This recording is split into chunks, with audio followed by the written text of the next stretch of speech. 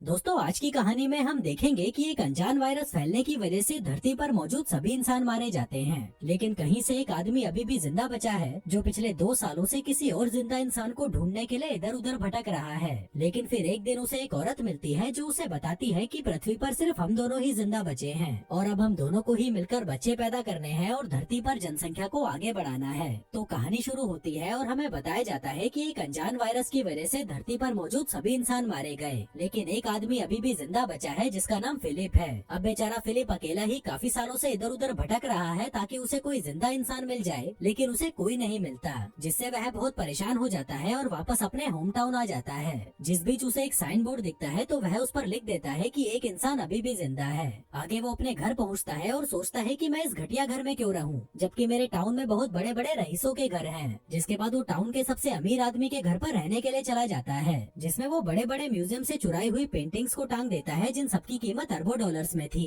लेकिन जब फिलिप का इससे भी मन नहीं भरा तो वो वहाँ पर इजिप्ट की मम्मी का ताबूत उठा लाया और एक डायनासोर का सर भी उठा लाया जिसको वो अपनी डाइनिंग टेबल पर सजाता है। फिर रात को सोने से पहले वो ऊपर वाले से बार बार हस्त मैथुन करने के लिए माफी मांगता है जो वो पिछले 2 सालों से कर रहा था। फिर अगली सुबह वो टॉयलेट जाता है लेकिन उसमें पानी नहीं आ रहा था, तो वह अपना पिछवाड़ा धोने के लिए बहुत सारी बिस्लेरी की बोतल उठा लाता है। फिर पेट खाली करने के बाद उसे भूख लगी थी तो वह एक सुपरमार्केट में जाता है, जिसके दरवाजे को खोलने की बजाय वो उसे बंदूक से उड़ा देता है। फिर अंदर आकर वो अपने लिए बहुत सारा खाना लेता है, लेकिन तभी उसकी नजर वहाँ रखी गंदी मैगजीन्स पर जाती है जिसको वह ठूस ठूस कर अपनी ट्रॉली में डालता है और वहाँ से निकल लेता है। रात को वह $10,000 की वाइन खोलता है और ऊपर वाले को शुक्रिया करता है, जिसके बाद वो 2 बार हाथ गाड़ी चलाता है और चुपचाप सोने चला जाता है। फिर अगले दिन फिलिप अपना टाइम पास करने के लिए घर के महंगे महंगे सामानों को बर्बाद कर देता है, लेकिन जब इससे भी उसका मन नहीं भरता तो वह एक महंगी मस्टैंग को एक सस्ती कार से भिड़ाकर विस्फोट कर देता है, क्योंकि वो बेचारा कब तक अपनी हाथ गाड़ी चलाकर टाइम पास करता।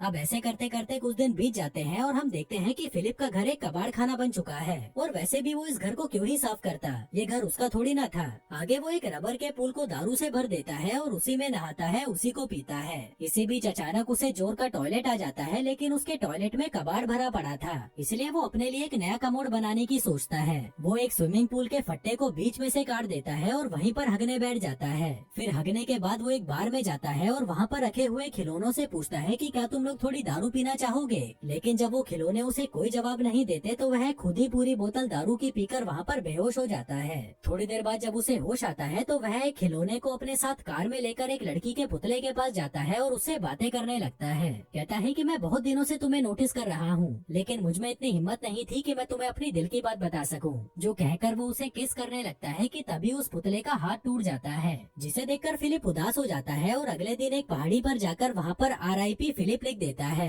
जिसके बाद वो अपनी कार में बैठता है और उसे फुल स्पीड से पहाड़ी से क्रैश करवाने के लिए आगे बढ़ता है, लेकिन इससे पहले कि वो अपनी जान देता उसे वहाँ कुछ अजीब सी चीज दिखाई देती है। वो जल्दी से अपनी कार रोकता है और देखता है कि पहाड़ के पीछे से धुआं निकल रहा है, जिसका मतलब था कि कोई इंसान अभी भी जिंदा बचा है, इसलिए वो जल्दी से उस धुएं की तरफ आगे बढ़ता है। फिर उस जगह पर पहुंचकर उसे कैंप लगा हुआ दिखाई देता है, जिसके साथ ही वहाँ पर एक लड़की की ब्रा भी टंगी हुई थी, जिसे देखकर वह खुश हो जाता है और उस ब्रा को सूंघने लगता है, जिसके बाद वो वहीं पर बेहोश हो जाता है। थोड़ी देर बाद जब उसे होश आता है तो वह खुद को एक खूबसूरत लड़की की गोद में लेटा हुआ पाता है, जो उसे कहती है कि मुझे तो यकीन ही नहीं हो रहा कि तुमने मुझे ढूंढ लिया, जो कहकर वो उसे किस करने लगती है। पर तभी फिर से उसकी आँख खुलती है और वह देखता है कि एक लड़की उसे CPR दे रही थी और वो दिखने में बिल्कुल भी खूबसूरत नहीं थी, इसलिए वह उससे डरकर दूर हट जाता है। वो उससे पूछता है कि वो खूबसूरत लड़की कहाँ गई, जिस पर वो लड़की, जिसका नाम कैरल होता है, कहती है कि तुम बेहोश हो गए थे और तुमने अपने कच्छे में सुसु भी कर दिया था, इसलिए मैं तुम्हें CPR दे रही थी। फिलिप कहता है कि मैंने सुसु नहीं किया, ये पहले से ही गीला था, जो कहते हुए वो उसकी तरफ बढ़ने लगता है, जिससे घबराकर कैरल अपनी बंदूक निकाल लेती है। कहती है कि पहले तो मेरी ब्रा नीचे रखो और ये बताओ कि क्या तुम एक अच्छे इंसान हो। वो कहता है कि हाँ मैं अच्छा हूँ, तुम मुझ पर भरोसा कर सकती हो। वो पूछती है कि तुमने ही उस साइन बोर्ड पर अपने बारे में लिखा था। फिलिप कहता है कि हाँ वो मैंने ही लिखा था। दरअसल अकेले रह रहकर मैं परेशान हो चुका था और अपनी जान देने ही जा रहा था कि तभी मुझे तुम दिखाई दी, जो सुनकर कैरल को उस पर तरस आ जाता है और वह उससे दोस्ती कर लेती है। आगे वो दोनों साथ में बैठकर कॉफी पीने लगते हैं, जहाँ पर हम फिलिप को देखते हैं जो बिल्कुल भी खुश नहीं था, क्योंकि वो अपने लिए हमेशा से एक खूबसूरत लड़की चाहता था, लेकिन उसे क्या मिला, ये जंग लगा कबाड़। जिसके बाद वो कैरल को अपना घर दिखाने ले जाता है, लेकिन तभी रास्ते में कैरल उसे एक स्टॉप साइन पर रुकने के लिए कहती है। जिसके बाद वो दोनों दाएं बाएं देखकर चेक करते हैं कि कहीं कोई सड़क क्रॉस तो नहीं नहीं कर रहा। आगे घर आकर फिलिप कैरल को अपना टॉयलेट वाला पूल दिखाता है, फिर कचरे वाला पूल दिखाता है और फिर दारू वाला पूल दिखाता है। फिर अंदर आकर कैरल को वहाँ बहुत सारे मैगजीन के ढेर पड़े हुए दिखते हैं, तो वह उससे पूछती है कि ये सब क्या है। फिलिप कहता है कि ये मेरी हाथ गाड़ी चलाने के लिए गंदी मैगजीन्स हैं। जो सुनकर कैरल हंसने लगती है और कहती है कि मैं तुम्हें जज तो नहीं करना चाहती, पर तुम मुझे बहुत बड़े ठरकी लगते हो। जो सुनकर फिलिप को बहुत बुरा लगता है और वो उसे वहीं पर छोड़ आता है जहाँ से वो उसे उठाकर लाया था। फिर अगली सुबह जब उसकी नींद खुलती है तो वह देखता है कि कैरल फिर से वहाँ पर आ गई है और उसके घर का कचरा साफ कर रही है। फिलिप कहता है कि आगे से जब तुम मेरे घर का कचरा साफ करने आओ तो मुझे बता कर आना। जो सुनकर कैरल को गुस्सा आ जाता है और वह फिर से वहाँ पर उस कचरे को फैला देती है। फिलिप उसे रोकने की कोशिश करता है तो वह कहती है कि हमें इसे साफ करने के लिए क्लीनर चाहिए, जिसको लेने के लिए वो दोनों सुपरमार्केट पहुँच जाते हैं। तभी फिलिप अपनी कार को हैंडीकैप लोगों की पार्किंग में खड़ी कर देता है, तो कैरल उसे कहती है कि ये जगह हैंडीकैप लोगों की है, तुम अपनी कार कहीं और खड़ी करो। जो सुनकर फिलिप को गुस्सा आ जाता है और वो कहता है कि कहीं तुम पागल वागल तो नहीं हो, इस दुनिया में हम दोनों के अलावा कोई और है ही नहीं, तो यहाँ पर हैंडीकैप इंसान कहाँ से आएगा। कैरल कहती है कि जो भी हो, पर तुम अपनी कार को कहीं और पार्क करो। अब फिलिप का दिमाग घूम चुका था, तो वह अपनी कार को सीधा सुपरमार्केट के अंदर घुसा देता है। फिर रात को वह अपने खिलौने दोस्तों से बात करने बार में जाता है और उन्हें बताता है कि अब मैं इस दुनिया का आखिरी इंसान नहीं रहा। मुझे लगा था कि मुझे एक खूबसूरत लड़की मिलेगी जिसके साथ मैं रोज मजे करूंगा, लेकिन मुझे क्या मिला, ये सड़ा हुआ करेला कैरल। फिर अगली सुबह जब वो बियर से कुल्ले कर रहा था, तभी वह देखता है कि कैरल अपना सामान पैक करके वहीं पर रहने आ रही है। जो देखकर वह दौड़ता हुआ उसके पास आता है और कहता है कि तुम्हें पता है ना ये दुनिया कितनी बड़ी है, तो तुम्हें रहने के लिए मेरे घर का बगल वाला घर ही मिला था। कैरल कहती है कि तुम्हें इससे क्या प्रॉब्लम है, क्या तुम्हें डर लग रहा है कि मैं तुम्हें गंदी गंदी हरकतें करते देख लूंगी। तभी फिलिप उसके सामने अपना कच्छा उतार देता है और कहता है कि ले देख ले, अब और क्या ही बचा है देखने के लिए। कैरल कहती है कि देख यार, हम दोनों को किसी मकसद के लिए चुना गया है और वो मकसद है धरती की जनसंख्या को आगे बढ़ाना। फिलिप कहता है कि देखो, मैं तुम्हारी इंसल्ट तो नहीं कर रहा, लेकिन मैं तुम्हारे साथ सुहागरात मनाने में बिल्कुल भी इंटरेस्टेड नहीं हूँ, चाहे तुम इस धरती की आखिरी औरत ही क्यों न बची हो। जो कहकर वो वहाँ से चला जाता है और अपने टट्टी वाले पूल पर बैठकर हगने लगता है।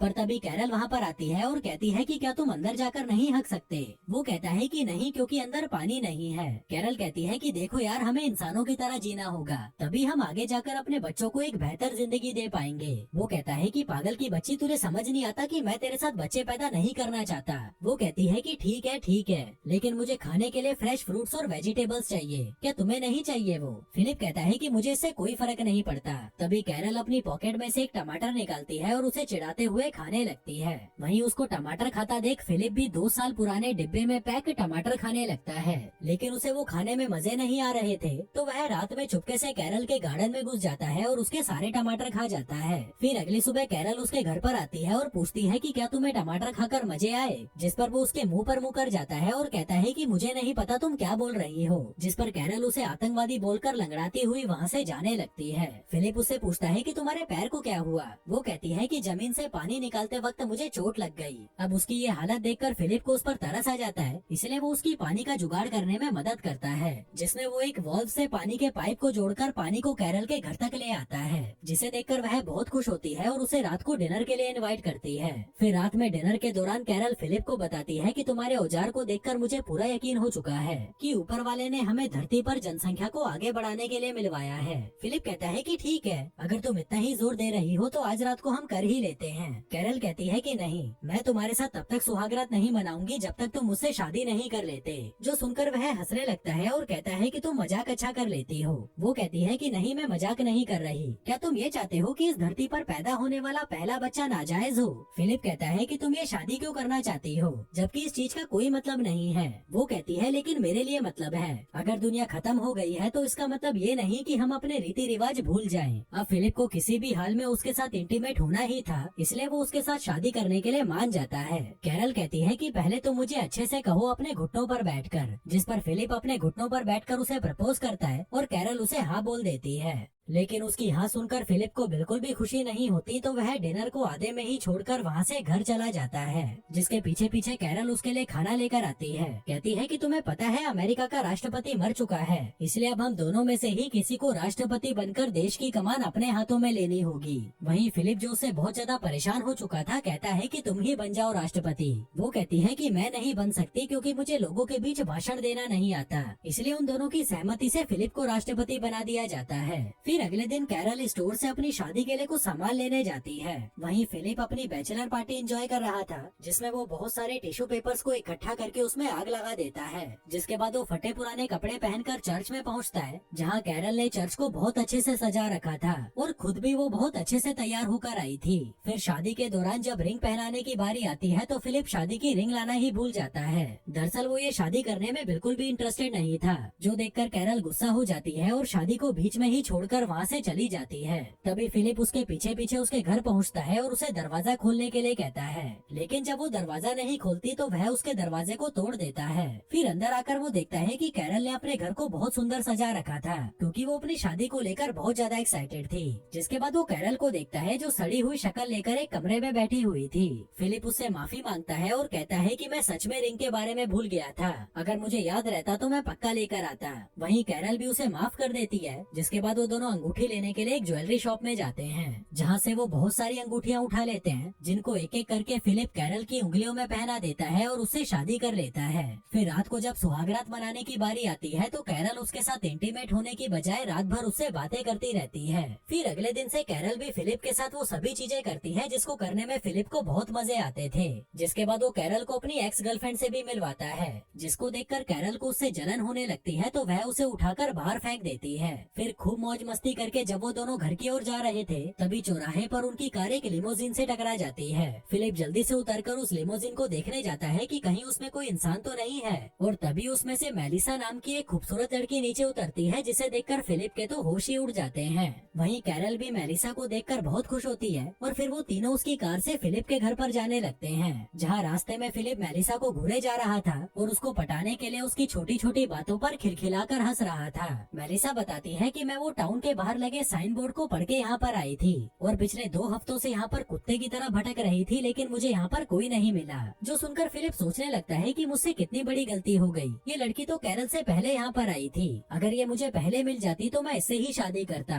तभी कैरल भी मेलिसा को बता देती है कि हमने भी 1 हफ्ते पहले ही शादी की है। जो सुनकर मेलिसा चौंक जाती है और कहती है कि यार तुम तो बड़े तेज निकले। वहीं ये शादी वाली बात फिलिप को बिल्कुल भी अच्छी नहीं लगती और इससे पहले कि कैरल उन्हें कुछ और बताती वो कार की बीच वाली खिड़की को बंद कर देता है। इसके बाद वो तीनों घर पहुँचते हैं, जहाँ मेलिसा उसके घर में लगी हुई महंगी महंगी पेंटिंग्स को देखकर हैरान हो जाती है और कहती है कि मैं बहुत थक गई हूँ, मुझे रेस्ट की जरूरत है। फिलिप कहता है कि तुम मेरे घर पर आराम कर लो, हम बहुत सारी बातें करेंगे और साथ में मिलकर खूब मजे करेंगे। पर तभी कैरल कहती है कि अगर मैं होती तो उसके घर में बिल्कुल भी नहीं रुकती, क्योंकि फिलिप इस घर के पूल का इस्तेमाल हगने के लिए करता है। जो सुनकर मेलिसा कहती है कि ठीक है, मैं अपने लिए कोई दूसरा घर ढूंढ लूंगी। फिर जाने से पहले कैरल उसे डिनर के लिए इनवाइट करती है, जिसके लिए वो मान जाती है। तभी कैरल उसे गले लगा लेती है। वहीं फिलिप जो ऐसे मौके कभी नहीं छोड़ता, वो भी उनके बीच में घुस जाता है और जाकर मेलिसा को पीछे से चिपकने लगता है। फिर शाम के समय जब डिनर की तैयारी की जा रही थी तभी फिलिप वहाँ पर अपनी दाढ़ी काट कर आता है, जो देखकर कैरल चौंक जाती है कि जब उसने कहा था तो फिलिप ने उसे दाढ़ी काटने से मना कर दिया था।